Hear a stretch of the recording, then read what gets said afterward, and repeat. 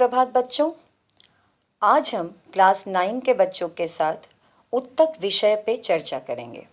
ठीक है, उत्तक यानी कि टिश्यू। अच्छा, टिश्यू समझने के लिए सबसे पहले हमें जानना होगा टिश्यू किसे कहते हैं। तो टिश्यू है group of cells performing similar function and having a similar structure. मतलब कोशिकाओं का ग्रुप जिनका कार्य भी एक है, जिनका आकार भी एक है। ठीक है, तो कोशिकाएं मिलके बनाती हैं टिश्यू यानी कि उत्तक। उत्तक, बहुत सारे उत्तक मिलके बनाते हैं ऑर्गन, और ऑर्गन मिलके बनाता है ऑर्गन सिस्टम। सेल से टिश्यू, टिश्यू से ऑर्गन, ऑर्गन से ऑर्गन सिस्टम। अगर हम इसको एक उदाहरण के रूप में या एक उदाहरण देके इसको समझाएं तो हम चलिए सर्कुलेटरी सिस्टम को पकड़ते हैं। ठीक है, सर्कुलेटरी सिस्टम में कौन सा ऑर्गन इन्वॉल्व्ड है? हार्ट, हृदय। ठीक है, हृदय किस चीज़ से बना हुआ है? कार्डियक मसल से। ठीक है, कार्डियक मसल किस चीज़ से बना है? कार्डियक सेल से। तो आप देखिए यहाँ पे सेल से बना टिश्यू, टिश्यू से बना ऑर्गन, ऑर्गन से बना ऑर्गन सिस्टम। ठीक है, और हमें पता है, आपको भी पता है, हमारे बॉडी में ऐसे 9 सिस्टम्स हैं, 9 सिस्टम्स। ठीक है, अब उत्तक कितने प्रकार के होते हैं? उत्तक 2 प्रकार के होते हैं। एक होता है प्लांट टिश्यू, दूसरा होता है एनिमल टिश्यू। प्लांट टिश्यू यानी कि वनस्पति उत्तक, और एनिमल टिश्यू यानी कि जंतु उत्तक। ठीक है, आज हम पढ़ेंगे केवल वनस्पति उत्तक के बारे में। वनस्पति उत्तक फिर विभाजित हुआ है, बहुत सारे डिविजन्स हैं उसके अंदर, पहले वो हम जानेंगे। ठीक है, प्लांट टिश्यू यानी कि वनस्पति उत्तक के 2 मेन डिविजन्स हैं। एक है कॉम्प्लेक्स, दूसरा है सिंपल, यानी कि simple plant tissue, complex plant tissue. Simple plant tissue के अंतर्गत आता है 3 तरह का उत्तक, उसके अंदर आता है। 3 types of tissues are involved here. क्या क्या?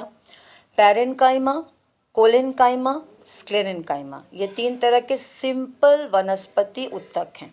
ठीक है, और कॉम्प्लेक्स में आता है जाइलम और फ्लोएम। अच्छा, जाइलम के बारे में बात करने के पहले मैं कुछ आप लोगों से पूछना चाहती हूँ या बताना चाहती हूँ। आप लोगों को अगर स्कूल आना हो तो आप क्या करेंगे? किसी चीज़ का, किसी वाहन का इस्तेमाल करेंगे? कोई रिक्शा से आएगा, कोई बाई रोड आएगा, कोई बस ले लेगा, कोई टोटो ले लेगा, कोई ऑटो ले लेगा, है ना? किसी भी वाहन के मदद से आप स्कूल पहुंच जाएंगे, है। इसी तरह से अगर पेड़ों पे या पेड़ों में रहता, अगर हमें पानी पहुंचाना हो, वो भी रूट से, जड़ों से एकदम ऊपर तक। सोचिए, एक एक पेड़ों की हाइट होती है कम से कम 50 मीटर की भी होती हैं, बड़े बड़े पेड़ होते हैं। वहाँ तक, उतनी ऊंचाई तक कौन पानी पहुँचाएगा? ये कार्य किसका है? कौन करता है ये कार्य? ये कार्य करता है जाइलम। ठीक है, जाइलम का ये काम है कि वो पानी जड़ों से लेकर बिल्कुल पेड़ों के ऊपर तक, एकदम टॉप मोस्ट जगह पे पहुँचाए। इसके लिए जाइलम के पास बहुत तरह के सेल्स हैं। मतलब कहा जाता है कि जाइलम 4 सेल से बना हुआ है, 4 तरह की कोशिकाओं से बना है, और इसीलिए उसे कॉम्प्लेक्स टिश्यू भी कहते हैं, क्योंकि वो तरह तरह के, अलग अलग आकारों के 4 तरह के सेल से बना हुआ है। वो क्या है वो 4 सेल? एक है जाइलम पैरेन्काइमा, एक है जाइलम फाइबर, तीसरा है आपका ट्रैकीट्स, और चौथा है ट्रैकिया। ट्रैकिया को वेसल्स भी बोलते हैं। तो यही है 4: फाइबर, पैरेन्काइमा, ट्रैकीट्स, ट्रैकिया। ये 4 चीज़ों के मदद से पूरा जाइलम का गठन हुआ है। ठीक है, अच्छा, अब इसमें हर एक सेल का अलग अलग कार्य है। ये चारों सेल एक काम नहीं करते। इसमें फाइबर क्या देता है? फाइबर देता है सपोर्ट। सपोर्ट यानी कि मदद करता है जाइलम को खड़े रहने में, कोलैप्स ना कर जाए जाइलम, इसके लिए वो हेल्प करता है, सपोर्ट करता है। अच्छा, पैरेन्काइमा का काम क्या है? खाना स्टोर करके रखना। कुछ खाना जो बनता है वो चारों तरफ डिस्ट्रीब्यूट हो जाता है, कुछ भोजन या खाद्य इसमें भी स्टोर रहते हैं, पैरेन्काइमा सेल्स में स्टोर रहते हैं, जबकि वो बाद में जाइलम के कोशिकाओं को दिया जा सके, जाइलम के कोशिकाओं के लिए एनर्जी रिलीज कर सके वहाँ से। ठीक है, अच्छा, और ट्रैकिट्स और ट्रैकिया मदद करते हैं पानी को पहुँचाने में। और एक बात बता दूँ, केवल पानी नहीं जाता, पानी के साथ मिनरल्स भी जाते हैं। जैसे बहुत तरह के आयंस होते हैं जो कि पानी में मिले रहते हैं, तो ये दोनों का मिश्रण ऊपर जाता है और इसी को कहते हैं सैप। तो ये केवल पानी नहीं है बल्कि पानी और आयंस का मिश्रण है जो कि ऊपर पहुंचता है और इसको कहा जाता है सैप। और ये ऊपर जा रहा है, असेंडिंग ऑर्डर में जा रहा है, असेंडिंग मतलब ऊपर, इसीलिए इसे कहा जाता है एसेंट ऑफ सैप। ठीक है, अब आते हैं फ्लोएम पे। फ्लोएम का कार्य क्या है? आपने पहले छोटे क्लासेस में भी पढ़ा होगा प्रकाश संश्लेषण के बारे में, यानी कि फोटोसिंथेसिस। फोटो मतलब लाइट, सिंथेसिस मतलब कुछ बनाना। तो क्या बन रहा है यहाँ पे? लाइट के प्रेजेंस में कुछ खाद्य बनता है जो कि केवल वनस्पतियाँ, वो भी हरी वनस्पतियाँ कर सकती हैं और कोई नहीं, क्योंकि उनके पास क्लोरोफिल है। क्लोरोफिल रहने के कारण वो ये कार्य कर सकती हैं, वो अपना खाना खुद बना सकती हैं।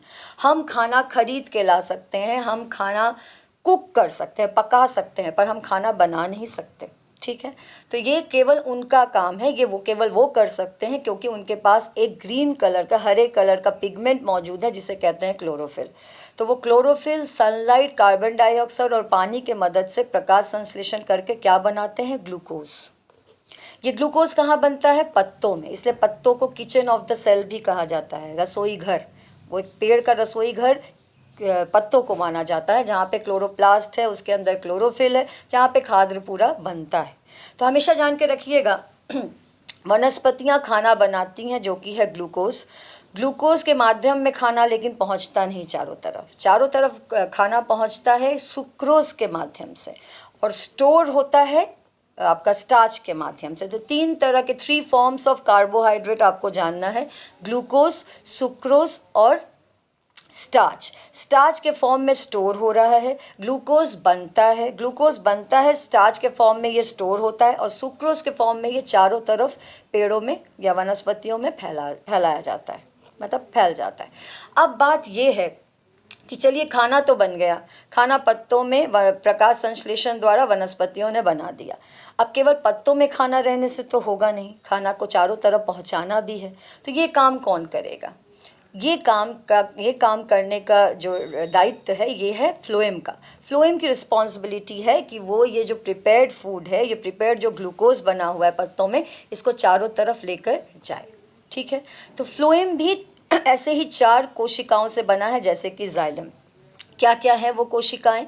एक है सीव ट्यूब, दूसरा है कंपेनियन सेल्स, तीसरा है फ्लोएम पैरेन्काइमा, चौथा है फ्लोएम फाइबर्स। बता दूं फ्लोएम फाइबर्स भी यहाँ पे सपोर्ट ही देते हैं, जैसे फ्लोएम का कॉलम कोलैप्स ना कर जाए। कॉलम को तो ट्यूब है, उसे खड़े रखना है, तो उस वो जैसे कॉलम कोलैप्स ना कर जाए उसके लिए सपोर्ट मिल रहा है आपका फ्लोएम फाइबर से। ठीक है, फ्लोएम पैरेन्काइमा क्या करता है? कुछ खाना फ्लोएम के सेल्स के लिए स्टोर करके रखता है, बिल्कुल जैसे जाइलम पैरेन्काइमा करता है वैसे ही फ्लोएम पैरेन्काइमा भी यही काम करता है। और बाकी जो सीव ट्यूब्स और कंपेनियन सेल्स हैं, इनका काम क्या है? ये खाद्य को पहुंचाते हैं पत्तों से लेके जड़ों तक, जड़ों से लेके चारों तक, मतलब every part of the plant, हर एक पार्ट, प्लांट के हर एक पार्ट में खाना पहुंच जाता है। और इस खाने का होता क्या है? इस खाने को ही रेस्पिरेशन द्वारा, श्वसन द्वारा इसको तोड़ के ऑक्सीडाइज करके क्या किया जाता है? एनर्जी रिलीज किया जाता है, जिससे कि प्लांट या वनस्पति अपना कार्य करता है। ठीक है, अच्छा, अब हम पढ़ेंगे यहाँ पे पैरेन्काइमा सेल्स के बारे में, जो कि सिंपल टिश्यू है। पैरेन्काइमा हमेशा जान के रखिएगा, ये गोल आकार के सेल्स होते हैं और इनका जो जो सेल भित्ति होता है, यानी कि सेल वॉल, हाँ, कोशिका भित्ति, ये बहुत ही पतली होती है और इनका कार्य मेनली यही है कि ये खाना स्टोर करके रखते हैं। कोई भी पैरेन्काइमा का मेन काम होता है खाना स्टोर करके रखना। ठीक है, अच्छा, फिर आता है कोलेनकाइमा। कोलेनकाइमा क्या करता है? ये जो आपने देखा होगा, इतने तूफान आते हैं तो भी डाल इतनी आसानी से टूटता नहीं, लचकता है। ये लचकतापन जो है डालों में या पेड़ों के जो ब्रांचेस में होता है, फ्लेक्सिबिलिटी जिसको कहते हैं, ये कोलेनकाइमा की वजह से ये आसानी से डाल को टूटने नहीं देता। ठीक है, अच्छा, तीसरा है आपका स्क्लेरेनकाइमा। ये जान के रखिएगा, ये कोशिकाएं, इनके जो वॉल होते हैं, सेल वॉल होते हैं, बहुत ही मोटे होते हैं और ये बिल्कुल डेड होते हैं, इसमें कोई प्रोटोप्लाज्म नहीं होता। तो इनका मेन कार्य क्या है, इनकी ड्यूटी क्या है, इनका फंक्शन क्या है कि ये फ्लेक्सिबिलिटी और सपोर्ट प्रोवाइड करते हैं। किसको? पूरे वनस्पति को, पूरे पेड़ों को, पूरे पेड़ के स्ट्रक्चर को अगर सपोर्ट प्रोवाइड करना, सपोर्ट और रिजिडिटी, तो वो बिल्कुल ये स्क्लेरेनकाइमा सेल्स ही प्रोवाइड करते हैं। तो आज हमने ये पूरा पढ़ डाला, ये पूरा था हमारा वनस्पति ऊतक के बारे में। अगले दिन हम पढ़ेंगे जंतु